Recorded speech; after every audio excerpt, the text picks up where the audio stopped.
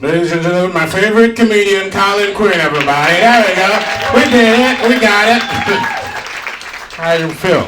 Good. This isn't so bad, right? No, it's good. Okay. Do you like the crowd? Well, I do like the crowd, but this is not the part that I don't like. The part I don't like is now, the interview part. No, I'm gonna like it, folks. Well, let's hope you like it. I will like it. Well, what are you doing with this? I'm just trying to shut this off now. You know how it is with the old guys. Thank you for being here. My I'm pleasure. glad you did it. I watched the New York Story recently. Oh yes, New York Story. Yeah. And That's what? See? What? Yes. No, that meant you better go home and watch it. Yes, they should. It's on Netflix and it's streaming right now. You should go watch it. It's great. It's a hassle. It's on Netflix. Right at the tip of your fingers. No.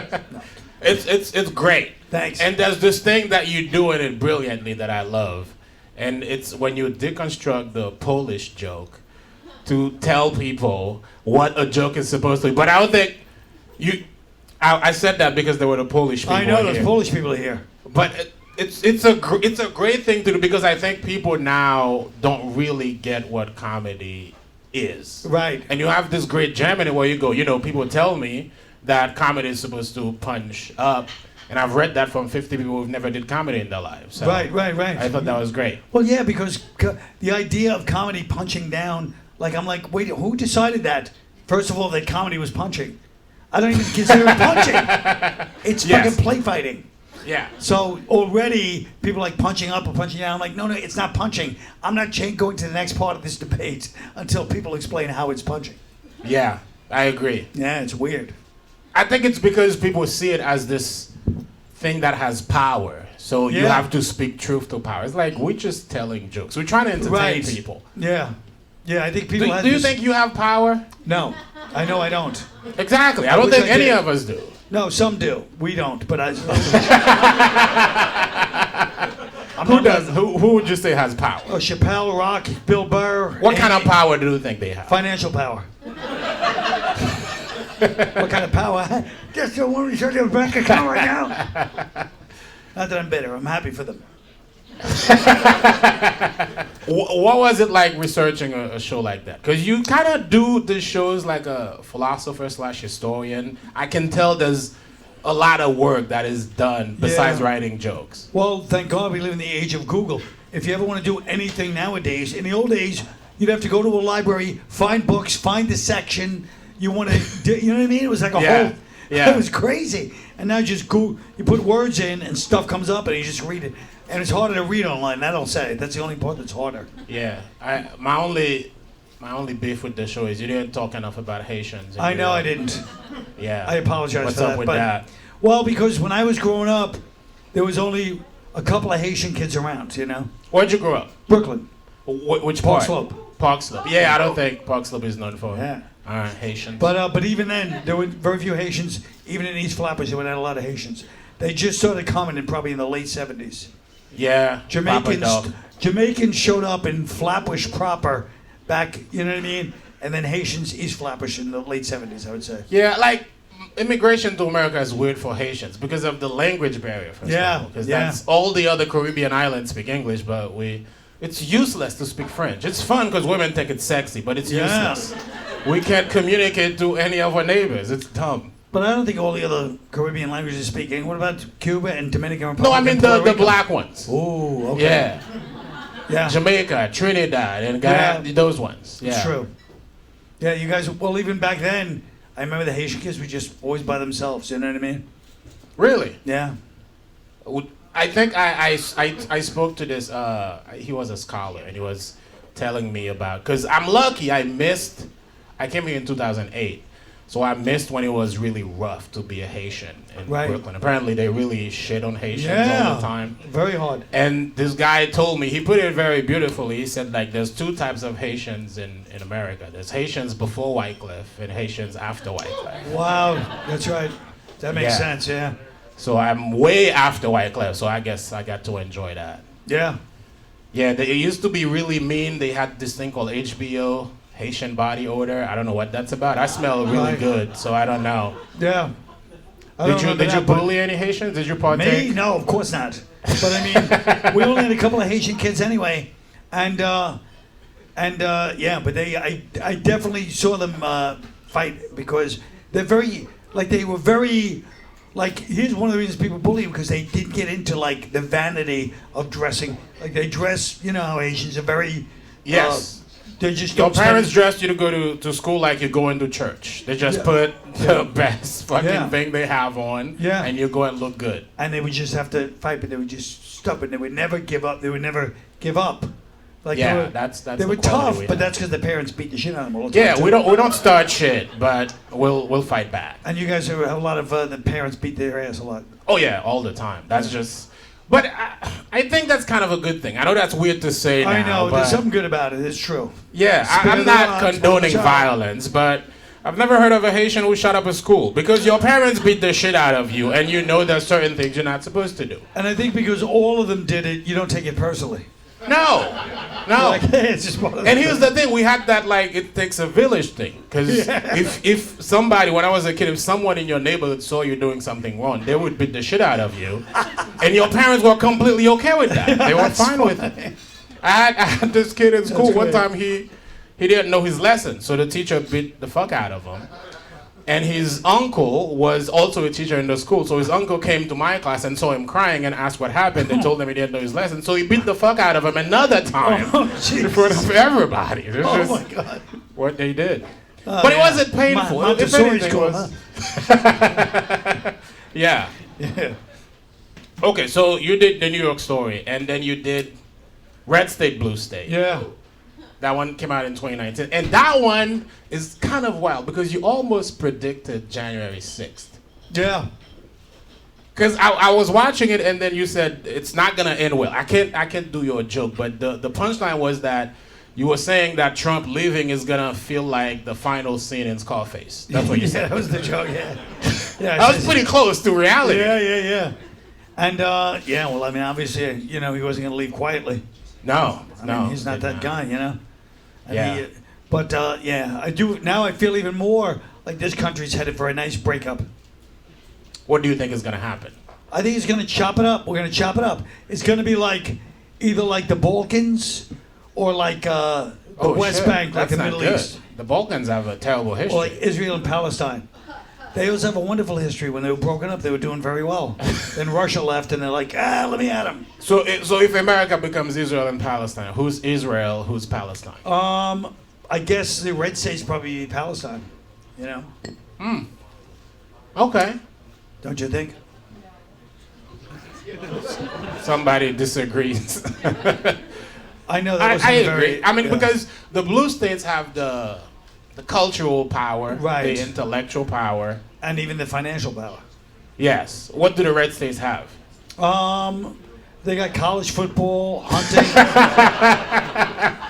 They have guns. They have guns and college football, and yeah. But I do think if there's a physical fight, the red states are gonna win. Well, they have more guns. It's true. But yeah, the guns do matter in this situation. But I don't think it's gonna be a physical fight. I feel like already it shatters everybody's idea. Like you when I just said it now, everybody feels depressed because United States, you just don't want it to end like that. You know what I mean? Yeah. But I mean, people don't get along, and this shooting yesterday is a perfect example. People who really think nobody's moving an inch. Yeah, I agree. So I mean, I don't know how it can go on like this. When did you notice that becoming a thing? When did the rift? When did you think it started? I mean, I feel like it started probably. I mean, in a very small way, it's been there the whole time. Like it's been there since I was a kid. The Vietnam War, you know what I mean? Was that 1897? That was a joke about him being old, you guys. You messed it up. Sorry. Jesus Christ. Gotta explain the jokes, Colin. He's an old man. Yeah. So I would say I would say it really started after the Iraq Wars when it really became a real, and social media made it into a real thing. That's when people started. Everybody's weighing in all day, and I feel like it created a group madness. I think I told you I was reading this Giambattista Vico, this Italian philosopher guy from the old days, like the 1500s. But he was talking about the cyclical nature of everything, and he said eventually you go theocracy, the usual stuff they always talk about, and then democracy, and then that becomes anarchy, and then madness. And I feel like we're in a sort of a madness state. You think we're inching closer to madness? I do, I really do, and I think social media made it that way. I mean, you're kind of right, because there's a lot of crazy people out there. Like half of Twitter is mentally ill. Yeah, exactly. And we all think that's okay. We all listen to these people. They get to decide who we fire, and it's pretty wild. It's pretty wild, Is there a way out? Maybe the internet could be chopped off. Wouldn't it be cool if Elon Musk bought Twitter just to dissolve it? Wouldn't that be great? That would be badass. So $40 billion. Yeah, just that's my gift to society. I'm gonna waste $40 billion and destroy this fucking thing. It's embarrassing. How do you destroy something like that? I'm not very I'm not very intelligent when it comes to technology. I don't know. I guess you could unplug the servers where they exist. Is there a giant hard drive you just throw in the water? He throws it in the bathtub. That's a Twitter hard drive. Yeah, because... So social media is a big culprit. But do you think it's entirely social media, or do you think there's something else I think that exists that made the culture so toxic or divisive? No, I feel like... I think it was always below the surface. I just feel it's like when you're in front of people, when everybody's in your face, it gets like that. And now everybody's in each other's face. Like in the old days, people didn't see each other, so it was out of sight, out of mind. You're like, oh, they're crazy out there, But you mean virtually? What's that now? Virtually. Yeah, but then again, Roe versus Wade was a big thing when it happened, I guess. You know what I mean? I was a kid when that happened, but that was always a big thing where it was these fundamentalist Christians were like, Roe versus Wade, and people... But it was never, all that stuff was never really constantly in the news, And have you noticed... an actual change in the way audiences react to jokes because of that? Oh yeah, sure. What have you noticed? Well, the people are just very, they're like, okay, where's this going? And sometimes, as I'm sure you've noticed, you have to go listen. The joke is this, and but most crowds I get like most crowds understand that. Well, for example, that joke I'm doing about. HR. Mm-hmm. When I say non-binary, like this crowd understood. That's a joke on how nervous everybody is. Yes. But some crowds go, "Hey, that's anti." Right. You shouldn't even mention it. That yes. Kind of thing. Yeah. They say you just have to accept things. And it's like the whole point of comedy is to talk about shit that's you're not supposed to talk about. To a degree, at least. Right. Not the whole point, but it's part of it. That is a huge part of it. That I think the culture of calling out, marginalized people, you shouldn't talk about certain things. That culture doesn't get that comedy is a thing that it's a coping mechanism in a way. It's a coping mechanism. But nobody's coping with good things. So you have to talk about the bad things. Yeah. I always quote this guy, Jack Simmons, who left comedy years ago, but he used to just joke about this, it was a thing from the 80s, just a stupid thing where it wasn't stupid. A little kid fell in a well. And pretty stupid. He made a joke, and then the crowd would go, "Oh!" And he goes, "Come on, folks, it's comedy. Somebody's got to get hurt." And that's kind of true. Somebody's got to be the. Because every joke is at its core a criticism of something or someone, right? Exactly, and it can't always just be like the right-wing Republican rich guy. You know what I mean? Right. Everybody's got to get hit sometimes because they're just repetitive and played out. And then that's not even transgressive if everybody goes along with it all the time. Then you have to go, hey, what about everybody else? And bring them in a little bit. Right. It's because now I feel like a lot of people look for comedians they agree with. Yeah. As opposed to comedians they find funny. Yeah, that's always a problem when people are, just what they call clapter, Right. A couple of years ago, I remember I did a show in Philadelphia, and some lady came up to me afterwards, and she was like, "Hey, I don't agree with your perspective, but I think the jokes were funny." Yeah. And I was like, "What? First of all, that's a weird compliment. Just say you think I'm funny." Right. But what does agreeing with my perspective have to do with comedy? I'm not a politician. I don't need you to agree with anything I say. I just want you to laugh. Right. That's all it is. Sure, but it also becomes like, I feel like comedy became this thing where it's like even comedians believe like, hey, it's this, speaking truth at all times, and it's like so many funny comedians don't even talk about anything, but you still laugh just because they're funny. You know what I mean? Right. So suddenly comedy gets this tortured artist where everybody has this romanticized vision, like these people have to be up here and talk truth to, you know what I mean? And what is power? Power's so spread out, it changes every fucking day. Who's really powerful? Right. So, you know what I mean? To speak truth to power changes constantly. So it's kind of a weird thing that people are just like, no, comedy's got to be this brave breakthrough thing. Number one, funny. It's like doctors first do no harm. If you're not getting laughs, you're not doing comedy. Right. It's so then if you can make it about something and be getting laughs, that may be the highest form. Right. But if you can't, it's false advertising to call yourself a comedian. So you feel like, I kind of feel that way. Do you feel like comedy is the end all be all? Meaning that the funny is the ultimate goal. The rest is gravy. Like if you have an interesting perspective, that's cool. It's great if you're a philosopher. Don't advertise a comedy show unless you're going to get laughs. Right. And I feel like you do that really well. I feel like you sort of a historian and a philosopher, but you very funny. Yeah. So it's not a thing that people have to like put you in a box. No, thank God. Yeah, of course. Are you kidding? Because you just get used to, you get trained from years. I mean, that's why it's the most collaborative art with the audience. Without the audience, it's the only art. Without the audience, you can't grow. You can't do it. Like any other thing, music, they sit together and they jam for 3 days and put together their album. Without the audience, you can never do this. You guys are, I know you don't get paid for this, but you guys are like, where's our money? But you have to help edit at all times. That's right. I mean, how many times you go get up there and you say, I got a funny thing. And you say, the crowd's like, okay, it's not finished. Yeah. So where's the laugh? It doesn't matter how funny you think a joke is, unless a crowd laughs at it, it's not funny. It's not funny. Yeah. And you're stacking enough of those together. And then a lot of people try to cover by going, I bugged out the audience. I freaked them out. They couldn't handle it. And it's like, yeah, they couldn't handle sitting there not laughing for a fucking show. Comedy.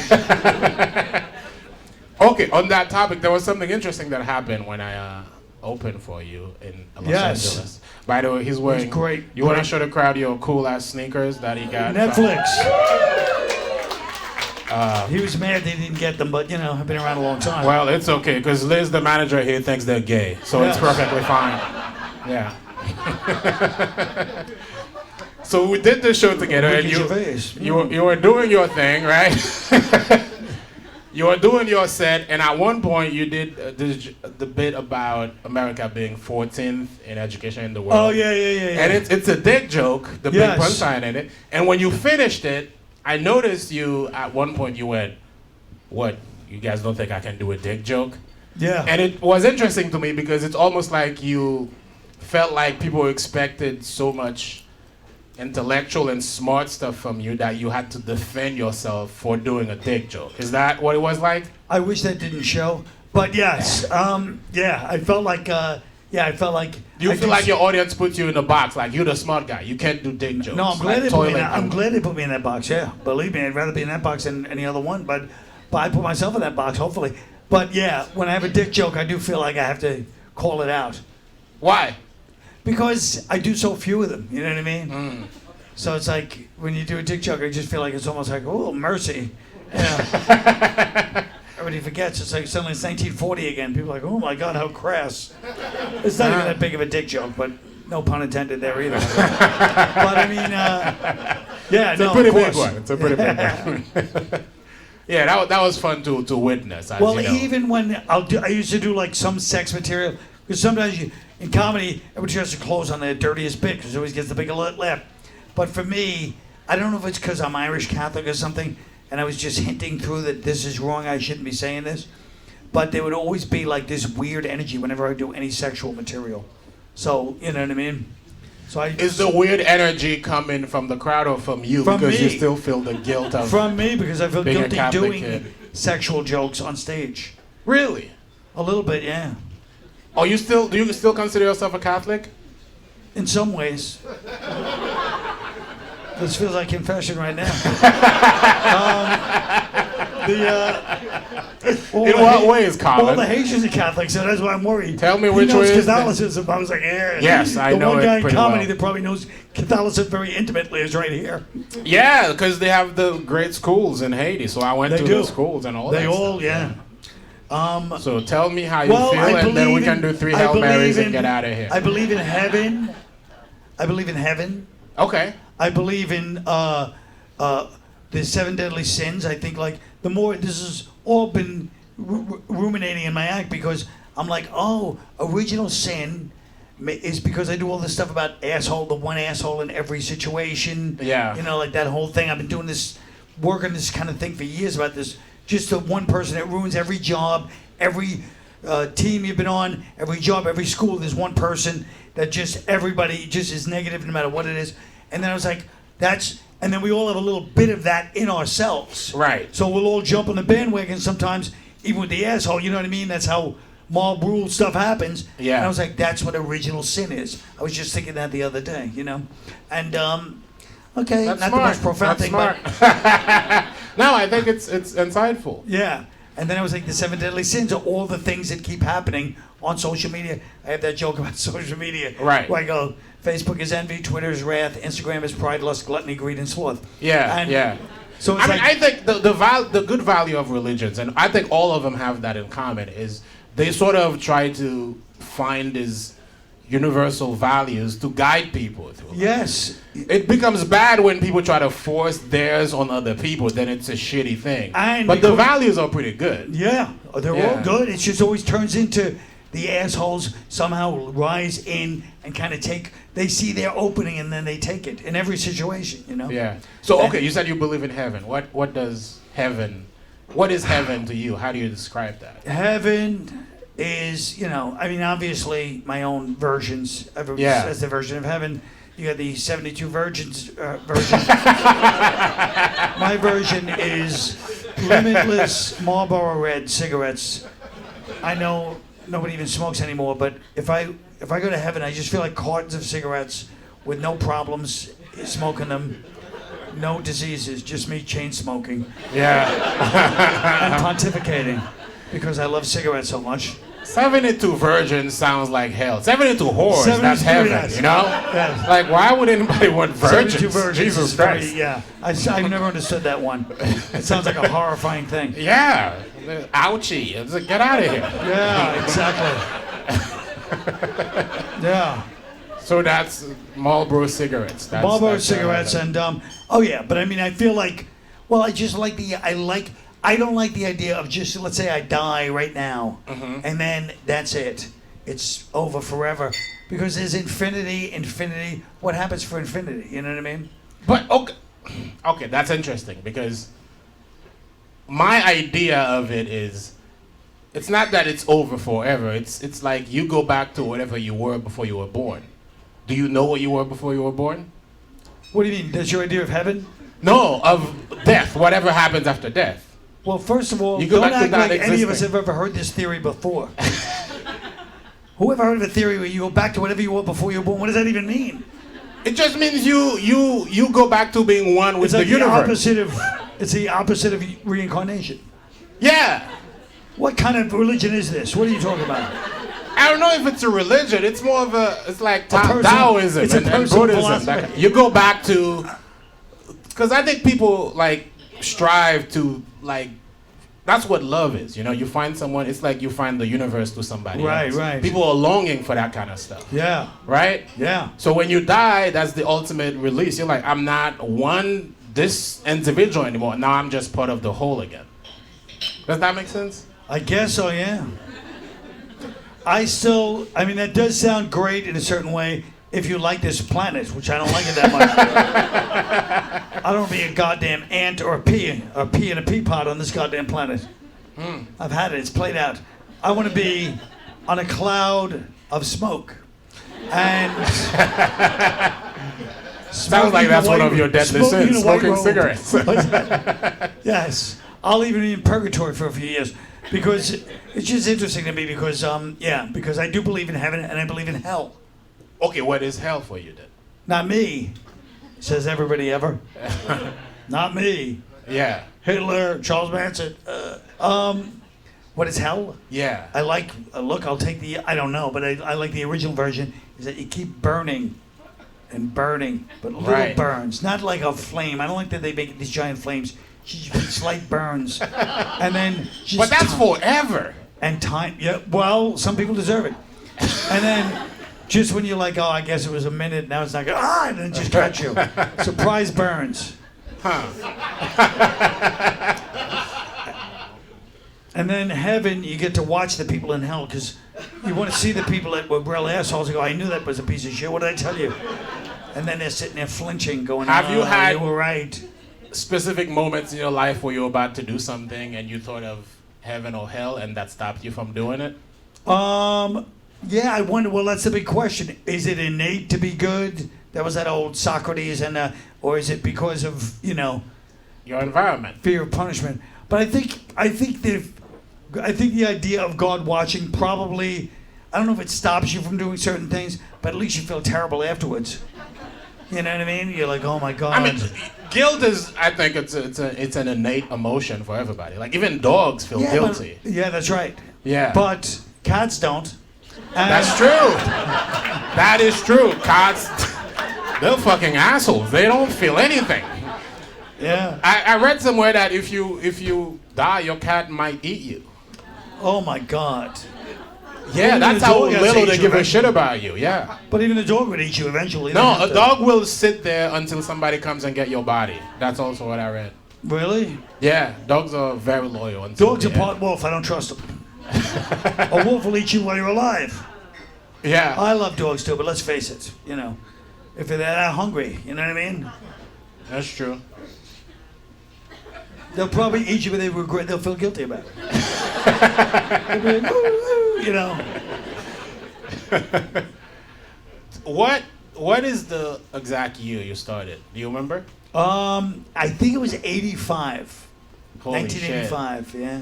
You remember? And I started late.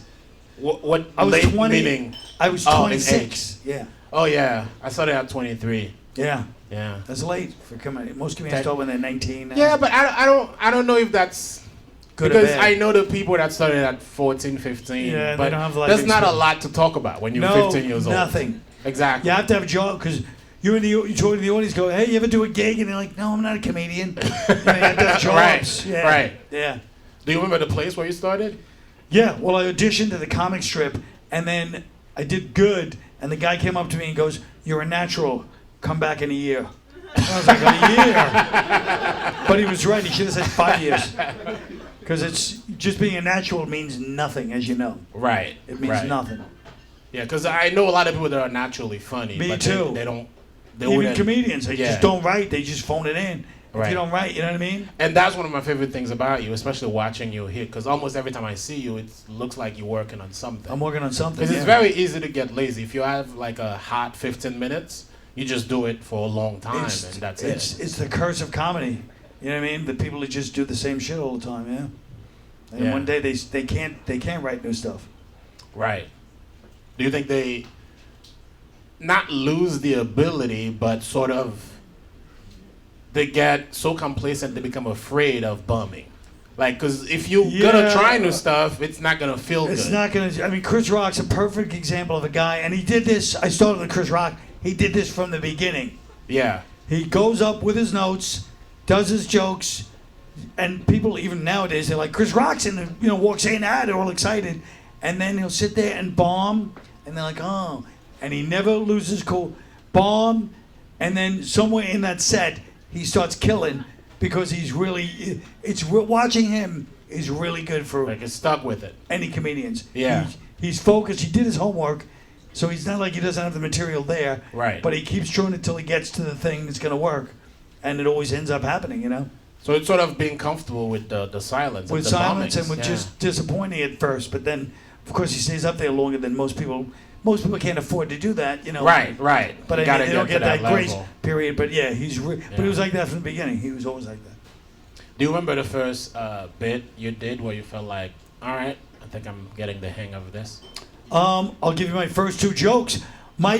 If I only wrote the way I wrote those first two jokes, I'd have like 80 hours. I just go on stage and go, hi folks, I'm not scared to do this because Danger is my middle name. Actually, it's my confirmation name. And The Catholic guy laughed. Yeah, it's a pretty and then I Catholic go- joke. And then I go, but I feel good right now. I slept. I said my girlfriend has a face like an angel, a hell's angel. And that would kill in like 86, 87. 86, yeah. Fuck yeah. Yeah. And but then yeah, I mean that was the early, it was all just jokes, and then all the stuff you write. I read all the stuff about, I forget, but it was just weird material now when I look back on it. Did you enjoy your time at SNL? Yeah, partly. The first 2.5 years I loved it, and the last 2.5 years I hated it. What did you hate about it? When I started doing Update, it all just changed. My energy changed, and it was bad.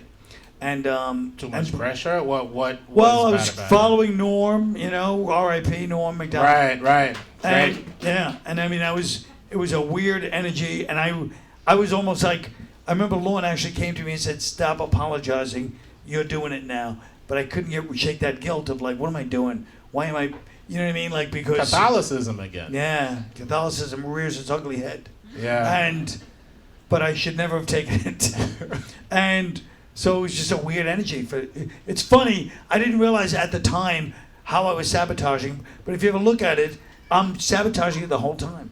And I never realized consciously what was happening. Even when Lorne goes, "Stop apologizing," I was like, oh, look, he's trying to act like Mr. Showbiz, like, stop apologizing. What does that even mean? But I thought about that recently. I was like, oh, he's trying to tell me you're feeling guilty, That's amazing. It's really amazing. Are you glad it's an experience that you have? Oh in my your God, resume, the first 2.5 years was the greatest experience of my life. Really? What made it so great? What happened? Just being in New York live. I watched that show when it first came on. I was a teenager. Even at parties, we'd put it on in the background. Nobody'd be listening, but it was like such a iconic. It's an iconic thing. It was just so exciting. Live New York, just everything about it was exciting. It was great. Do you remember who was the coolest person you met at SNL?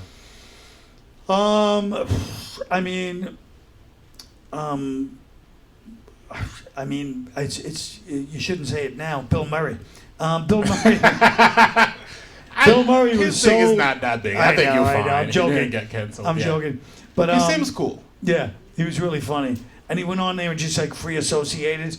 And I was like, this guy's funny. He's just like improvising on the air at SNL as a guest. Hasn't been there in 15 years. That's pretty cool, Yeah, that's awesome. Plus, he had a tone that nobody else had when he first started, which is interesting, Yeah, I keep hearing these stories about him where he just does random stuff. Like he'll go to a bar and start bartend. Yeah, I know. He does all that stuff. They're like, fuck, it's Bill Murray bartending. That's amazing. I remember hearing about him years ago where little kids recognized him in one of his pictures. And he made them line up and pay 25 cents each for a picture with him. That is hilarious. Yeah, they want to give him a quarter, yeah. I think I have to let you go soon because you have to go do a spot. Sure. How shall we end this? In true Catholic fashion. Should I ask a morbid question? Sure. Yeah? Okay. Well, it's not very morbid. It's more of a legacy kind of thing. Oh. What would Colin Quinn like his tombstone to say? Oh, that's a good one. Well, I want it to be in Greenwood Cemetery, which overlooks Brooklyn. You can see the statue. Oh yeah, I've been to the And maybe it'll say, Colin Quinn, in death. I don't know, some kind of quote. That's it. Some kind of quote. That's right there on your tombstone. How about? Wait, I'll tell you. We should end. Can I do jokes? Yes. All right. Here's some good jokes that I think are funny. One is the two guys are in prison. And they put them in a cell together. One guy goes, "How long are you in for?" And he goes, 20 years. He goes, "Well, I'm in for 25, so since you're getting out first, you should take the bed near the door." Hold on, I don't get it. Well, because they're there for 20 and 25 years. He's worried about the bed near the door. He's going to walk an extra... Okay. There we go. There we go. All right, give me the other one. I promise I'll get that one. What was the other one? Oh Jesus, I can't remember. What was it?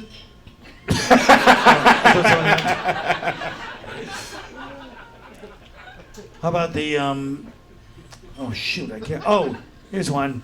So the guy goes in the store and he sees a parakeet and he goes, I want to buy that parakeet. And the owner of the pet store goes, you don't want this parakeet. He's got a filthy mouth. You don't want him. He goes, I can handle him.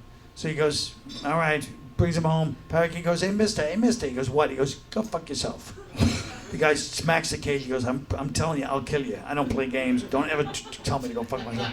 Next day he comes back in from work. Parakeet goes, hey mister. He goes, what? He goes, go fuck yourself. He sprays it with bleach. He goes, I will kill you. I swear to God, I don't play games. I'll kill you. You don't tell me to go fuck myself. In fact, next time you tell me to go fuck myself, I am going to kill you. I promise I'm going to set your cage on fire and I'm going to kill you. And next day he shows up and the parakeet goes, hey mister. Guy goes, what? Parakeet goes, you know what?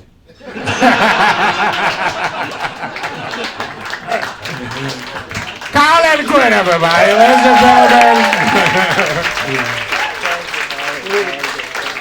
Appreciate it.